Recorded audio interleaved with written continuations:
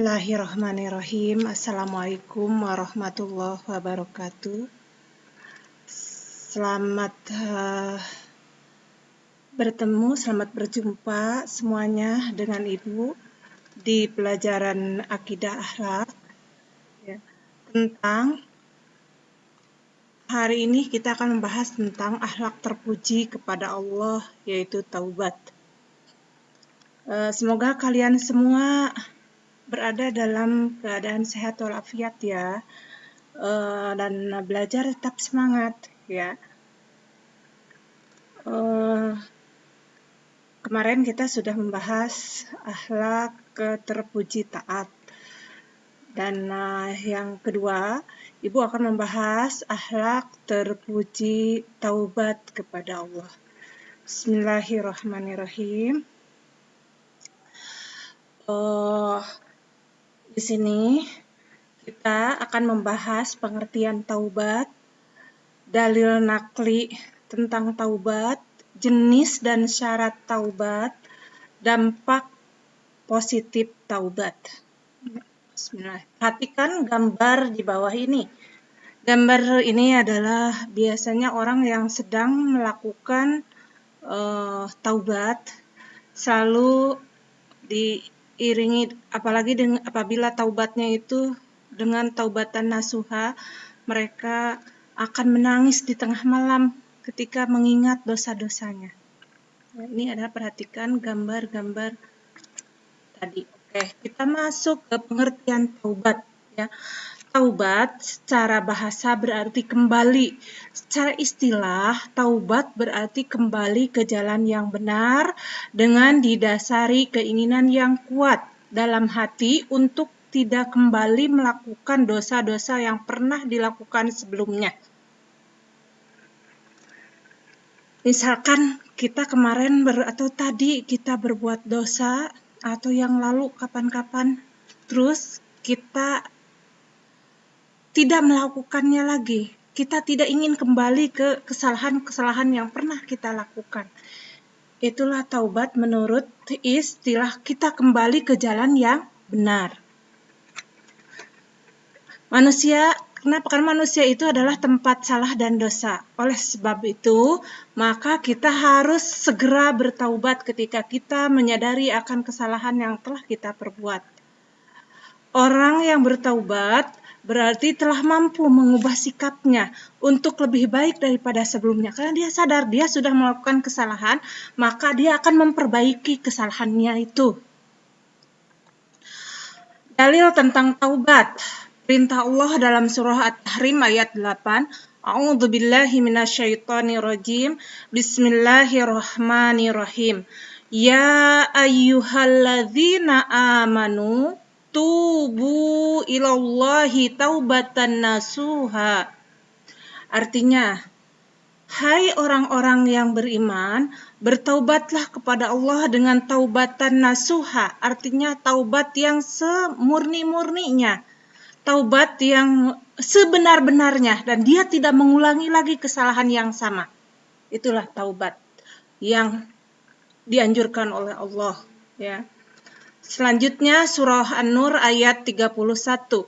A'udzubillahi minasyaitonirrajim. Bismillahirrahmanirrahim.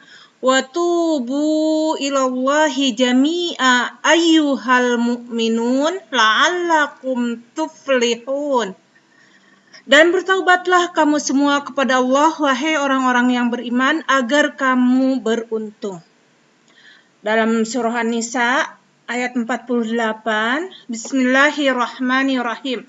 Innallaha la yaghfiru ayyushraka bihi wa yaghfiru ma duna dzalik liman yasha wa may yusyrik billah faqad iftara itsman 'azima.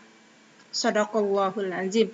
Artinya, sesungguhnya Allah tidak akan mengampuni dosa syirik, dan Dia mengampuni segala dosa selain syirik bagi siapa yang dikehendakinya. Barang siapa yang sudah mempersekutukan Allah, maka sesungguhnya ia telah berbuat dosa yang sangat besar. Jadi ada dosa itu dikelompokkan ya, ada yang dosa besar dan ada dosa kecil. Dosa besar yang paling besar di sini adalah disebutkan oleh Allah, yaitu syirik, menyekutukan Allah, menganggap ada Tuhan lagi selain Allah. Contoh, kita mempercayai ada kekuatan lain ya yang bisa menolong dia selain Allah. Itulah syirik. Jangan sampai kita melakukan syirik. Cukup yakin bahwa yang maha menghidupkan kita, yang maha mengatur kita, yang maha menghidupkan dan mematikan kita, memberikan kekuatan ke kita hanyalah Allah. Itu saja yang harus kita yakini. Berarti kita sudah memiliki tauhid yang kuat kepada Allah. Ya. Karena itu, bila kita berbuat dosa dan kesalahan, segera minta taubat, minta ampunan kepada Allah. Jenis dan syarat taubat menjadi dua, dibagi menjadi dua. Satu, taubat menyangkut kepada Allah, ya bila kita melakukan kesalahan ya kepada Allah, yaitu meninggalkan perilaku dosa itu. Bagaimana caranya? Cara taubatnya itu, satu, meninggalkan perilaku dosa itu sendiri. Ya, dosa seperti apa sih kepada Allah? Melanggar perintah-perintah Allah, contoh perintah sholat, perintah ibadah, bermaksiat, ya. Maka satu, segera kita tinggal. Cara bertaubatnya itu, satu, segera tinggalkan perilaku dosa itu sendiri. Dua, menyesali perbuatan maksiat yang telah kita lakukan. Ketiga, berniat tidak akan melakukannya lagi selama-lamanya. Ya. Jika ketiga syarat itu tidak terpenuhi, maka itu tidak sah taubatnya. B. Taubat yang menyangkut terhadap sesama manusia atau hak keadami. Imam Nawawi menyebutkan ada 4 hal yang harus kita lakukan bila kita bertaubat. Satu, meninggalkan dosa itu sendiri. Dua, menyesali perbuatan maksiat yang telah dilakukan. Yang ketiga, berjanji dan berniat tidak melakukannya lagi selama-lamanya. Yang keempat, membebaskan diri dari hak manusia yang dijolimi oleh kita dengan cara meminta maaf dan mengembalikan haknya kepada yang bersangkutan. Ya, misalnya kita memukul orang, maka kita meminta maaf. Satu, tetap ya jangan melakukan memukul orang lagi tanpa ada sebab. Yang kedua, harus menyesal bahwa itu adalah perbuatan dosa. Yang ketiga, kita berjanji tidak akan mengulangi lagi. Kita tidak sembarangan ke orang ya. Itu perbuatan zolim. Yang keempat, meminta maaf, dan bila dia terluka atau apa, kita membawa ke rumah sakit atau kita langsung meminta maunya apa supaya dia mau memaafkan kita. Itulah yang keempat, meminta. Dan bila kita mengambil uang orang atau harta orang, maka kembalikan segera uangnya atau hartanya itu. Ya. Contoh perilaku taubat. Suatu hari, guru, ini tentang taubat kepada Allah ya. Suatu hari, seorang guru menceritakan penderitaan seorang anak yang selalu durhaka terhadap orang tuanya. Habib sangat tertarik terhadap cerita tersebut. Dan mendengar cerita dari guru tadi, Habib teringat sikapnya yang durhaka terhadap orang tuanya. Ia sangat menyesal. Setibanya di rumah, ia meminta maaf kepada orang tuanya, kepada ibunya, kepada ayahnya, dan berjanji tidak akan mengulanginya lagi. Esok harinya dia bersikap baik, tidak pernah membentak-bentak, tidak pernah menyuruh-nyuruh lagi kepada orang tua. Sambil dia selalu memperbanyak istighfar. Astagfirullahalazim.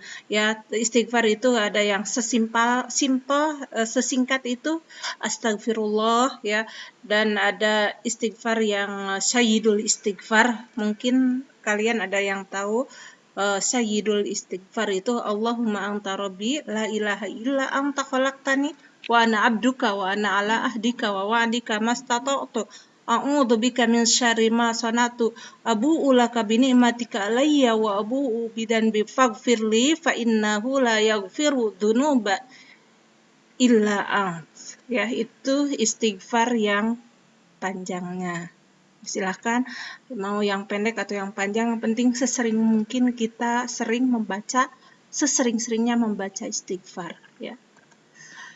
Perilaku membiasakan diri bertaubat Satu, tidak meremehkan perbuatan dosa sekecil apapun, dosa kecil. Ini mas kecil, nggak apa-apa. Itu bukan dosa yang besar. Contoh dosa besar itu biasanya yang di dosa kecil yang sering kita remehkan berbohong, membohongi yang lain. Hampir semua orang sering ya, terkadang terpaksa berbohong, kadang memang dia sukanya berbohong gitu ya. Maka itu tetap dosa. Ya, sekecil apapun itu dosa. Yang kedua, berusaha menutupi perbuatan dosa dengan perbuatan baik, ya, dengan kemampuan yang ia miliki. Setelah dosa kita langsung ikuti dengan perbuatan baik. Misalnya tadi kita melakukan dosa apa nih? Misalnya dosa bohong, maka selanjutnya kemudian kalian banyak istighfar, kemudian banyak-banyak berbuat baik. Mau sholat, mau ibadah, mau menolong orang, ya. C. Merasa tidak senang apabila melihat orang lain berbuat dosa. Ya, orang jangan biarin dia mau ngapain, tapi kita kan berbeda. Enggak seperti itu, bahwa sama muslim itu saling mengingatkan, saling menasehati. Harus merasa tidak senang bila ada orang lain berbuat dosa, ya. Yang D. Memperbanyak bergaul dengan orang soleh. Teman-teman kita upayakan orang-orang yang baik, karena teman itu akan mempengaruhi kita, ya. Apalagi orang-orang yang soleh itu akan membawa kita damai, akan membawa kita menjadi orang yang baik. Yang kelima, bersikap berhati-hati dalam bergaul dengan orang-orang soleh, supaya kita bisa mencontoh dan mengambil berkahnya dari orang soleh. Ya, jadi mengikuti, perhatikan bagaimana mereka bersikap, ya. Terus ikuti oleh kita, praktekkan oleh kita dalam kehidupan sehari-hari, ya. Dampak positif perilaku taubat. Perilaku taubat itu bila kita sering bertaubat akan membawa efek satu, hati dan pikiran jadi tenang, damai, rasa bersalah akan dosa akan berubah menjadi tenang, kegelisahan berubah menjadi tenang, damai. Yang ketiga, lebih dicintai oleh Allah dan makhluknya, yang dia membuat pribadi yang lebih beriman dan bertakwa kepada Allah. Yang kelimanya, ingin selalu beramal soleh sebanyak-banyaknya supaya bisa menutupi kesalahan-kesalahan kita yang sudah lalu, ya. Dan bila ada kita banyak melakukan kesalahan, perbanyak juga melakukan taubat dan perbuatan baik, ya. Untuk pertemuan kali ini kita cukupkan sampai di sini. Billahi taufiq wal hidayah. Wassalamualaikum warahmatullahi wabarakatuh.